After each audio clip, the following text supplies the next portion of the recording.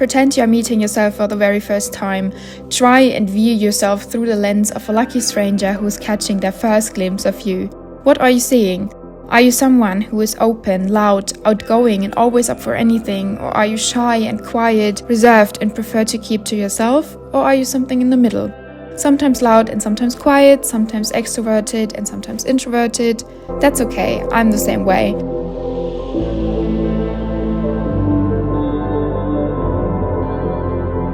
I used to be an extrovert, always talking, loud and doing everything, and now I'm not. Or now I'm less. Too much time with people stresses me out and robs me of my energy. I notice more and more how I only seek closeness to people who are good for me, who I enjoy spending time with and who don't mentally exhaust me, who give you energy instead of robbing you of it. And I like to spend time with these people. And yet I like to be alone. I didn't like being alone in the past. I was always everywhere, had so many different groups of friends and was often the driving force when it came to doing something, because I didn't like being alone with myself. I used to say it's boring to be alone, but most of the time it was for a completely different reason. In my case, it was because I didn't like to be alone with my thoughts and because I didn't like myself very much. Then again, I didn't like being alone because I felt lonely. Many people think that being alone and being lonely are the same thing, but they are not. Learning to spend time alone without feeling lonely can be a valuable skill that can enhance your overall well-being and independence. So we need to reframe our mindset and recognize and appreciate the benefits of being alone. So ask yourself what really scares you about being alone. Is it FOMO, the fear of missing out? Is it because you're uncomfortable with your own thoughts? Or is it because you've never been alone and you don't know how to keep yourself company?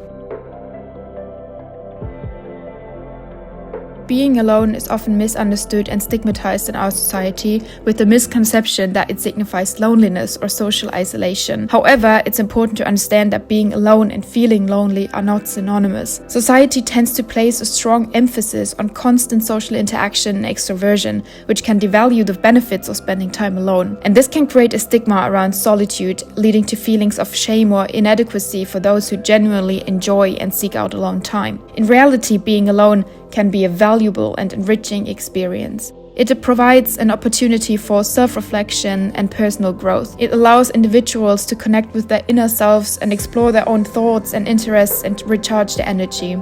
And research has shown that spending time alone can have numerous benefits, including increased creativity, improved problem-solving skills, enhanced self-awareness, and reduced stress levels.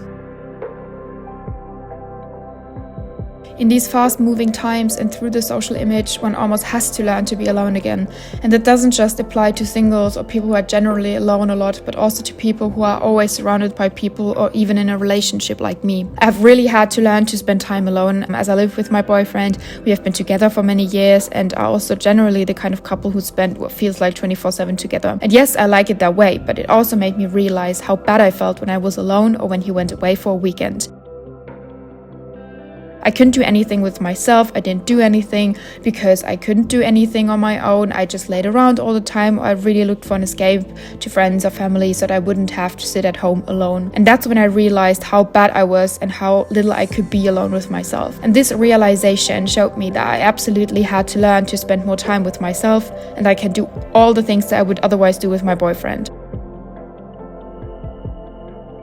One example is that I really wanted to go to the cinema and watch the film Barbie, but by the time I could make it, everyone else had already seen it. So I asked my boyfriend, but he wasn't interested, which is fine. But I almost didn't go because I didn't want to go alone, which would have been a shame because it was such a lovely night. I went by myself. Obviously, I was insecure and nervous in the beginning. I saw everyone else was there in groups with their partner, with friends, and I was there by myself. But in the end, I had a really nice evening. I bought myself popcorn, I watched the film, and I had just the perfect night for myself, and I'm so happy I did that, and I didn't miss out on this just because I didn't want to go alone. So I developed the mindset of I get to be alone instead of I have to be alone. And as soon as your mind starts being grateful for you being alone, you automatically develop a completely different attitude towards it. Embrace solitude and recognize that being alone doesn't have to be negative or boring. You can view it as an opportunity to recharge, reflect, and enjoy your own company. So find activities or hobbies that genuinely interest you and engage in them during your alone time. This can be anything from reading, painting, writing, gardening, or learning a new skill. And these activities can help you stay focused, fulfilled, and enjoy your own company. And engaging in mindfulness or meditation can also help you develop a greater sense of self-awareness, calmness, and contentment. It can also help you appreciate the present moment. I always catch myself reaching straight for my phone when I'm bored and alone, and although technology can be helpful for staying connected, excessive use can hinder your ability to be present and enjoy solitude. So consider setting boundaries by setting specific times to disconnect from social media, emails, or other distractions, allowing yourself to fully immerse in your alone time. But it is also important to engage in social activities. While learning to enjoy alone time is important, it's also essential to maintain social connections. Engage in social activities that genuinely interest you and allow you to connect with others when you feel the need for companionship or want to share experiences. I often notice that when I withdraw too much and am alone too much, that I find it difficult to go out with people again, even if it's my friends or family. Something that has improved extremely since I started taking time for myself is my body-mind connection. Most of the time, people only focus on their body, that it looks good, how others perceive it, how it looks in certain clothes, and forget or neglect how important it is to take care of your mind. Being alone doesn't mean missing out on experiences. I used to feel like I was missing out if I wasn't there, and I was literally stressed because I wanted to be everywhere. But if time has taught me anything, it is that there is no point in doing things that are not in line with your life or goals, or if you're doing it for a loved one. But that fear of missing out comes from not being happy with your life.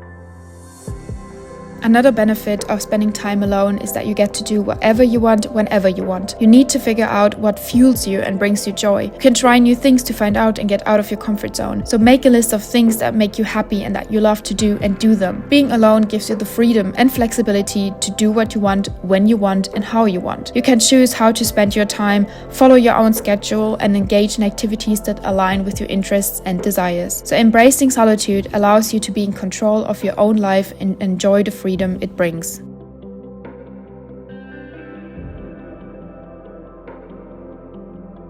Practicing gratitude is helpful as well. We take too much for granted, and this is something that grounds me. You can either write it down or just say it, or consciously think of these things you are thankful for. Spending time alone can be a wonderful opportunity for self-reflection, relaxation, personal growth, and to get to know yourself better. I thought I knew myself pretty well, but it turns out I have no idea who I am, and that's okay. But spending time alone gives you the opportunity and possibility to find out who you are. So use this time to reflect on your thoughts, emotions, and experiences. And journaling can be a powerful tool for self-discovery and self-expression. So write about your feelings, your goals, your dreams, or simply document your day. When you spend time alone, you have the opportunity to truly get to know yourself. Without the distractions of others, you can explore your own thoughts, desires, and interests. And this self-discovery journey allows you to understand your values, strengths, weaknesses, leading to a deeper sense of self-awareness and personal growth. And this has also led to me learning to set healthy boundaries and say no when I'm not comfortable with something. Spending time alone in nature can be incredibly helpful. So go for a hike, visit a park, or take a walk on the beach and do these things alone. Because being in nature can help you relax, clear your mind, and appreciate the beauty around you. You can walk around with music and podcasts in your ear and use this alone time. Learning to be alone also teaches you self-reliance and independence. It enables you to rely on yourself for your own happiness and fulfillment, rather than depending on others for validation or companionship. So being comfortable in your own company empowers you to make decisions, pursue your goals, and take charge of your life. You are responsible for your own happiness and no one else. Please remember, being alone does not equate to loneliness or isolation. It is an opportunity for self-discovery and personal growth, and I really hope that this video helps you to spend more time with yourself and to enjoy it, and that you don't see being alone as a burden or something you suffer from. You have the opportunity here to reframe your thoughts and shape your mindset. And always remember, you get to be alone. You don't have to be alone.